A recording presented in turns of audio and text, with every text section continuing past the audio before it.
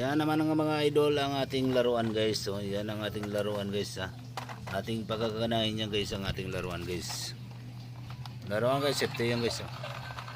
Yan. Nabawan ng laruan yan guys. 161 lang guys yan sa yellow basket natin guys ha. Chika na guys sa yellow basket na guys. Ligtas yan, matutuwa yung mga kids nyo guys ha. Talagang yan guys. Spider-Man skateboard guys yan ha. Pwede yan na i-check out yung guys sa yellow basket natin mga idol ha. Diba? Matutuwa talaga mga anak nyo guys. Tatlong battery lang yan guys ang operate nyo yan guys. Kaya check out yun guys sa yellow basket natin mga idol ha. Check out yung mga idol dyan sa yellow basket natin guys. At hindi na nabalaho yata guys. Sa makalis. Ayan guys. Check out yun guys. Napakaganda yan guys. May ilaw yan guys sa gilid guys. Maliwanag yan.